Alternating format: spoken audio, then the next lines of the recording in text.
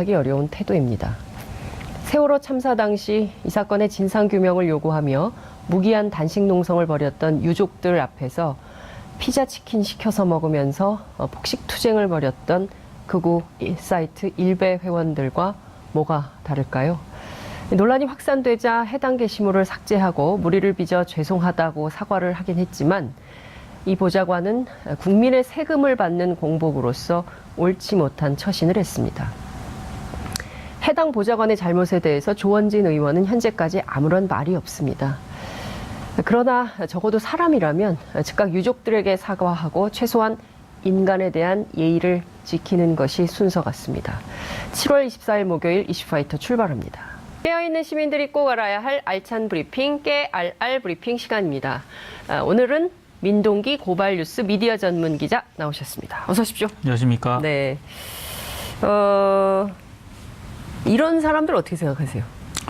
사실은 좀 언급조차 하고 싶지 않은. 저도 사실은 그랬어요. 예. 예. 저도 사실은 이런 얘기는 입에 올리기도 싫습니다, 사실은. 네. 예. 그리고 뭐. 근데 지금 일베 사이트에 계속 지금 잔치국수 사진이 계속 올라가고 있다고 해요. 그리고 일부 매체들은 네. 또 동영상으로 뭐 잔치국수를 먹는 그런 방송까지 좀 하고 있다고 지금 보도가 되고 있던데요. 예. 참 뭐라 딱히 드릴 말씀이 없습니다. 예. 그러니까 저는 인간성 상실이 제일 심각한 네. 문제인 것 같아요. 그렇죠. 제가 세월호 취재할 때도 이 자식을 잃은 부모들이 내 자식이 왜 그런 상황에 놓이게 됐는지 그 진실규명을 좀 해달라고 요구할 때 네. 정말 적극적인 의사 표현으로 곡기를 끄는 거거든요. 네. 근데 그분들 앞에서 폭식투쟁이라는 걸 했었잖아요. 네. 정말 그때 저는 대한민국 도대체 어디로 가려고 이런 지경까지 가나 했는데 지금 유사한 일이 또 벌어지고 있어요. 저도 그래서 요즘은 네. 국민의 알 권리라는 그런 부분하고요. 네. 표현의 자유라는 그런 부분. 네. 이게 대체 어디까지 이 용인되고 좀 보장해 줄 필요가 있는가 이런 부분에 대해서 혼자 좀 깊이 생각을 해보고 있는 중입니다. 근데 이거는 표현의 자유라기보다는 고인에 대한 이건 그렇습니다. 명백한 인간에 대한 예의가 아니죠. 그렇죠. 예, 네. 도의가 없는 거죠. 그렇습니다. 최소한의 사람에 대한 도의가 없는 거 아닌가라는 생각이 좀 듭니다. 네. 참 안타깝습니다. 첫 번째 키워드 볼까요? 양승태와 조선일보입니다. 또 무슨 관계가 있군요. 참 대단합니다. 다양하게 엮여 있어요. 예? 양승태 전 대법원장하고요. 조선일보는 정말로 좀 특수한 관계에 있는 것 같습니다. 오늘 경향신문이 보도한 혹시 친인척 아닙니까? 그건 아닙니다. 예. 그게 아닌데. 그게 아니기 때문에 더 이제 의심을 받고 있는데요. 참. 오늘 경향신문이 보도를 했는데 네. 이 보도 내용을 들으시면은 아마 그런 의혹이 더 짙어질 것 같은데요. 네. 그 양승태 대법원 시절 때 법원행정처 있지 않습니까? 네네. 방상훈 조선일보 대표의 사돈이 네. 이인수 전 수원대 총장이거든요. 그렇죠. 말이 많습니다. 굉장히 많았거든요, 당시에도. 이인수. 예. 네. 근데 이 전 총장의 형사사건 진행 상황을 지속적으로 관리를 해왔다고 합니다. 누가요?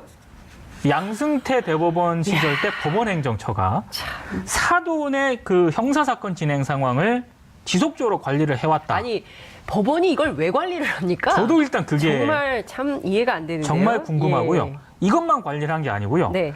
전국 법원에서 진행 중이었던 조선일보 관련 민사사건 있지 않습니까?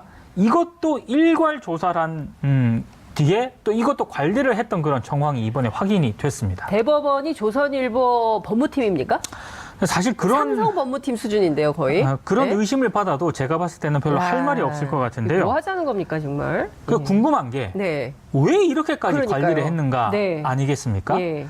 상고법원에 사실상 목숨을 걸다시피 하지 않았습니까? 예. 양승태 대법원 제가 체제가. 보기에 양승태 대법원장 때문에 네. 상고법원 대한민국 역사에서는 이제 없습니다.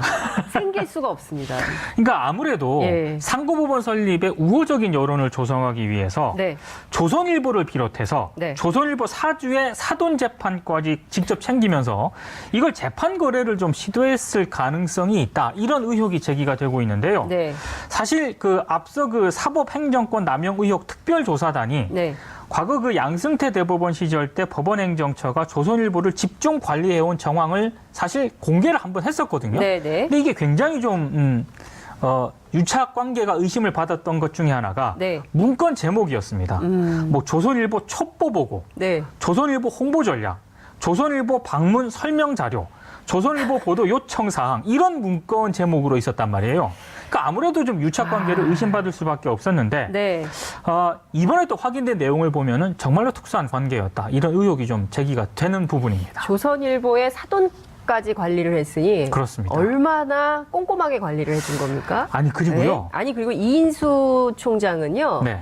그 굉장히 심각합니다. 수원대 사학 비리가. 그렇습니다. 그래서 이 사학 비리 때문에 그 파면된 교수들이 네. 1인 시위도 엄청나게 오래 했고요. 그렇죠. 학생들도 그렇고요. 네. 이 수원대학과 관련돼서 김무성 전 새누리당 네. 대표와 관련된 문제도 있지 않습니까? 그렇습니다. 여러 가지로 엮여 있는 이 문제를 왜 우리 대법원이 저는 기가 막혀서 말이 안 나옵니다. 아니 그리고요. 도무지 이거는 있을 수가 없는 일이에요. 그리고 이 법원행정처가 이렇게 이인수 전 수원대 총장 사건을 보고받은 거 있지 않습니까? 네, 네. 이게 그 대법원 재판 예규에도 벗어나게 돼 있습니다. 네. 일선 법원이 대법원에 사건의 접수와 처리 결과를 보고해야 할 대상이 있거든요. 네. 어떤 거냐? 에헤. 뭐 국회의원이라든가 네. 국무위원이라든가 정부위원. 전현직 법원 공무원, 검사, 변호사, 지자체장 네. 뭐 이런 분들은 보고를 하게 돼 있습니다. 근데 이인수 전 총장은 사립대 총장이잖아요. 그러니까요. 이건 보고 대상 사건이 아니거든요.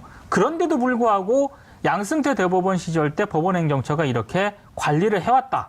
이건 정말 분명하게 좀 수사를 좀 해야 될 그런 대목입니다. 그 조선일보 관련된 민사 사건까지 싹 다 다양하게 관리를 했다는 거잖아요. 그렇습니다. 근데 주요 사건들이 어떤 건지 굉장히 궁금해지는데요. 이게 굉장히 좀 많은데요. 많아요. 네. 나중에 이제 조사하니까 문건에만 예. 지금 확인됐기 때문에 자세한 뭐 사건이라든가 이런 거는 추후에 좀 밝힐 그런 대목인 것 같은데 네. 사실 이 대목에서 예. 양승태 대법원 체제 때 이 법원행정처가 과연 이 법원 기관이 맞는가라는 의심이 드는 대목이 또 하나 있는데요. 네. 그 징용이라든가 재판 연기 이런 부분이 있지 않습니까? 그렇습니다. 오늘 한겨레 보도 봤어요. 그렇습니다. 예. 일제강점기 강제징용 재판의 결론을 미루는 대가로 네. 외교부와 네. 이 양승태 대법원 체제 때 법원행정처가 또 거래를 시도한 그런 정황이 또 제기가 됐거든요. 해외 법관 나가는 거. 해외 법관 나가는 거를 외교부하고 한마디로 이제 거래를 하려고 했다는 이런 의혹이 제기가 됐거든요.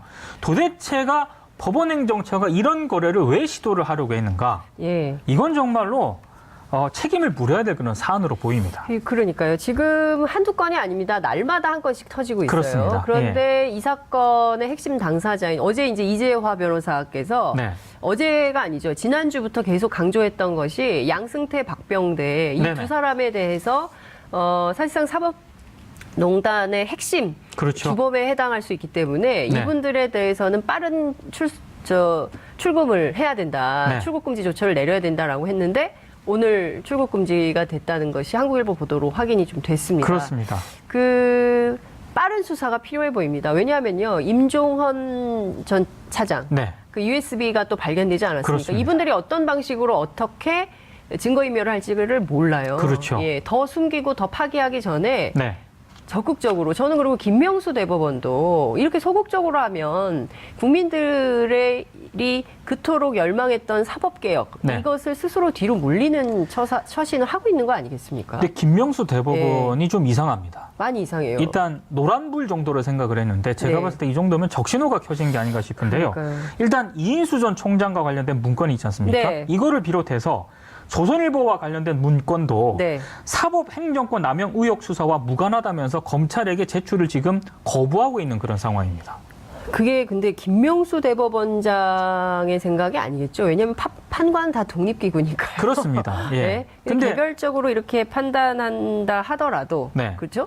법원 차원에서 조처가 있으면 뭐 판사들이 그냥 개인적인 판단을 그냥 내릴 수는 없을 수도 있지 않을까요? 그러니까 김명수 대법원 체제로 일단 국민들이 판단을 그렇습니다. 하기 때문에 이 체제에서 이렇게 검찰 수사에 비협조적이면 네. 도대체 사법개혁이 제대로 이루어질 수 있을 것인가 이제 의문은 부호를 계속 찍기 때문에 그러니까요. 저는 김명수 대법원장이 좀 과감하게 이런 부분에 대해서는 좀 결단을 좀 필요하지 않나 이런 생각이 좀 듭니다. 적극적인 결단이 좀 필요해 보입니다. 그렇지 않으면요, 이거 해결이 안 돼요. 그렇습니다. 예. 예. 그러니까 그 고름은 짜내야 되는 거고요. 그렇죠. 예, 그 썩은 데는 파내야 됩니다. 안 그러면은 계속 썩죠. 그러니까 방금 예. 말씀하신 것처럼 빨리 예. 수사를 해서 예. 이 부분에 대해서 의혹을 해소해야 되는데 지금 전개되는 양상은 마치 네네. 법원과 검찰이 갈등, 신경전을 벌이는 그런 양상으로 가고 있거든요. 네. 이건 굉장히 비생산적이라고 생각을 합니다.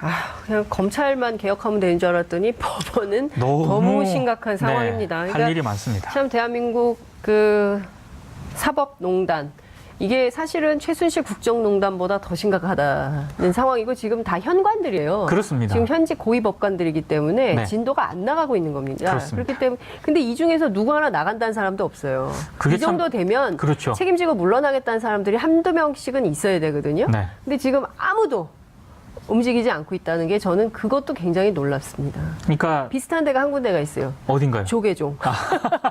거기도 이렇게 심각한 문제가 생겼는데 아무도 얘기를 안 하고 있습니다. 그렇습니다. 예, 지금 예. 설조스님 혼자 단식 농성하고 계신데 하여튼 도처가 정말 부끄러움을 잘 모르는 것 같아요. 네. 진짜 그런 것 같습니다. 자, 두 번째 키워드 보겠습니다. 제2의 5.17이었나? 네. 이렇게 좀 제목을 뽑아봤습니다. 제2의 5.17. 기무사 문건이 있지 않습니까? 이것도 날마다 새 뉴스입니다. 이게 어제 2급 기밀로 분류가 예. 됐던 67페이지 분량의 세부 자료가 어제 공개가 됐는데요. 네. 굉장히 좀 충격적인 그런 내용들이 포함이 됐습니다. 대통령 권한대행 명의의 비상계엄 선포문 등이 미리 작성이 돼 있었다고 하는데요. 이때 권한대행이 누굽니까? 황교안 대통령 권한대행이었습니다. 그러니까요. 예, 이 무슨 얘기냐면은요. 네. 탄핵 정부 당시에 네. 계엄령 발동이 즉각 가능한 수준의 그런 문건이라는 그런 얘기입니다. 그러니까 이게 단순히 네. 기획이라든가 이게 한번 검토했던 그런 문건이 아니고요. 네.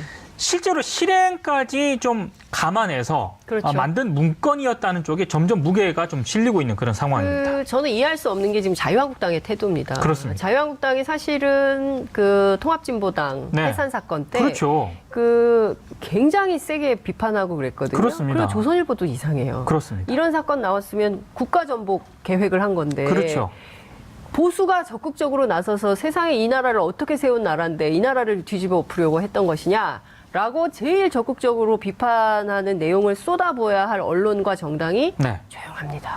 사실은 오늘 그 이상하게 조용합니다. 조중동이라는 그런 예. 카테고리로 묶였잖아요. 예. 근데 중앙일보하고 동아일보는 네. 이 사안 자체가 워낙 심각하기 때문에 그렇습니다. 뭐 일면, 사회면에서 굉장히 크게 보도를 했거든요. 예. 조선일보는 말씀하신 것처럼 굉장히 소극적으로 보도를 하고 있고요. 이게 뭐가 문제냐는 식이에요. 그렇습니다. 예, 이면인가요? 아주 길게 사이드로 네. 그냥 썼던데. 좀 상식적인 일단 지면 기사를. 배치는 예. 저는 제가 봤을 때 아니었던 것 같고요. 예. 그리고 이번에 보면은 네. 보도검열 부분이 있거든요. 저는 이게 너무 심각하다고 생각하는데요. 아니 이게 정말 심각한 게 진짜 KBS, 헛웃음밖에 안 나옵니다. 조선일보 이렇게 언론사명을 구체적으로 적시하고요. 네.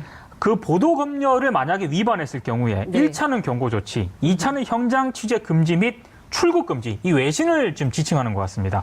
그리고 3차는 형사처벌을 또 명시하게 돼 있습니다. 만약에 이걸 못 계속 쓰면 형사처벌이에요? 그렇습니다. 그러니까 계속 위반을 할 경우에는 네. 아예 매체 등록을 취소하는 것까지 검토를 했다고 하거든요. 딱 5.17이네요. 아니 그러니까요. 네, 근데 이 딱 정도 되면은 5.17입니다. 모든 언론이 사실 들고 일어나야 되는 대서특필을 해야 그런 되는 상황이죠. 사안인데 조선일보 지면은 예. 대단히 좀 비상식적이다. 굉장히 저는 이런- 소극적이고 거의 안 다루고 사실상 이거 그냥 계획 검토 문건에 불과한 걸 가지고 왜 이렇게 여당과 청와대가 그렇습니다. 그리고 일부 언론이 난리치느냐라는 네. 식의 시각을 가지고 있어요. 그런데 그렇습니다. 대개의 경우에 자사가 거명이 되면 네. 기자들 못 참지 않습니까? 아이 그렇죠. 자기 이름 나오면 그때부터 난리 나요. 아니. 신문 일면에 계속 쓰게 돼 있는데 한 줄도 제대로 안 쓰고 있어요. 전 너무 이상합니다. 더더군다나 네. 보도검열을 위반했을 경우에 가장 형사처벌. 최악의 경우에는 매체 등록 취소까지 그러니까요. 검토를 했다고 하는 건데 이 정도 되면은 정말 모든 언론들이 대서특필을 해야죠. 혹시 이런 상황이 왔을 때 혜택을 본다고 생각한 건 아닙니까?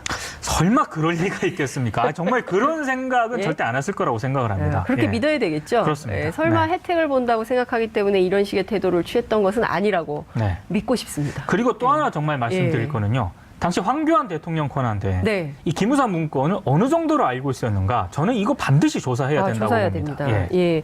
그 당시에 굉장히 이상한 얘기들이 많이 있었죠. 많았었죠. 네. 그리고 시계를 왜 찍었을까? 그러니까요. 그분이. 예, 그때는 권한대행 그냥- 시계를 왜 찍었을까? 그때는 그냥 농담 네. 혹은 그냥 웃음 이런 걸로 생각을 했었는데 이 김우성 문건을 보면서 다시 되짚어서 생각을 해보면 그렇게만 보일 사안은 아니다라는 또 생각이 들거든요. 그리고 이분이 그 권한대행 되자마자 제일 처음 내린 얘기가 뭐였냐면 폭력 집회 엄단이었습니다. 그러니까 그 촛불 집회가 굉장히 평화롭게 진행되고 있음에도 불구하고 왜 황교안 총리는 권한대행이 되자마자 제일 먼저 폭력 집회 엄단이라는 얘기를 했을까? 그렇습니다. 그리고 시계는 왜 찍었을까? 사람들이 굉장히 의아했었는데 지금 나온 내용을 보면 이분이 혹시 이런 생각을 하게 되는 겁니다. 그러니까 그런 의혹에 대해서 반드시 좀 제대로 된 수사가 필요한 것 같습니다. 소환조사가 참고인으로 부르겠지만 어쨌든 소환조사가 필요해 보입니다.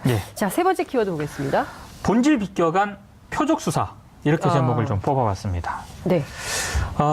정의당 노회찬 의원 관련된 그런 내용인데요.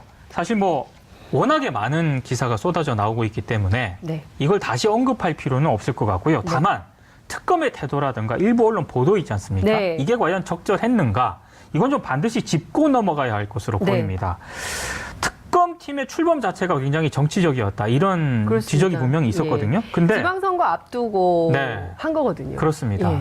정치적인 타결이었다라는 그런 해석이 많았는데 두루킹 사건보다 사실 더 문제가 많았던 게 새누리당의 매크로 조작 의혹이었거든요. 맞아요. 이건 지금 레이더에서 언론 레이더에서 사라졌습니다. 거의 뭐 존재 자체가 없어진 거나 마찬가지고요. 그리고 새누리당의 매크로 조작도 그렇지만 그 지난 대선에서 실제로 민주당이 매크로를 돌렸냐? 그리고 이 매크로를 돌리는 과정에서 김경수 의원, 지금은 지사지만 뭐 개입한 내용이 있느냐? 뭐 금전을 요한 게 있느냐? 민주당이 사무실을 제공했느냐? 이게 포커스였거든요. 근데 이게 다 없어지고 갑자기 난데없이 바뀐 거예요. 그렇습니다. 그래서 이게 격가지에 사실 두루킹 특검의 격가지에 불과한 그런 내용이었는데 특검의 어떤 최근의 브리핑이라든가 언론 보도는 노회찬 의원 쪽에 상당히 집중이 됐고요. 그리고 노회찬 의원의 이 뭐 의혹을 집중적으로 보도했던 언론들이 그럼 새누리당 매크로 조작 의혹은 제대로 보도를 했느냐? 또 그건 아니었거든요. 그러니까 일부 언론의 보도도 상당히 좀 반성할 부분이 많고요. 특검팀의 어떤 그런 브리핑이라든가 수사 진행 상황도 상당히 좀 격가지를 지나치게 확대한 측면이 있다. 이건 한번 반성해 볼 대목인 것 같습니다. 물론 언론이 의혹을 제기하고 그리고 특검이 제기된 의혹에 대해서 수사하는 것은 너무나 당연합니다. 그렇지만 과도하게 사건의 본질을 호도한다거나 그리고 사실이 확인되지 않은 내용을 보도한다거나 그리고 경우에 따라서는 피의 사실 공포에 해당되는 내용이 무차별하게 나온다던가 이것에 대해서는 좀 그 주의 깊게 언론이 그리고 수사당국이 판단해 볼 필요가 있지 않나라는 생각이 좀 듭니다. 오늘 말씀 여기까지 들을까요? 고맙습니다. 고맙습니다.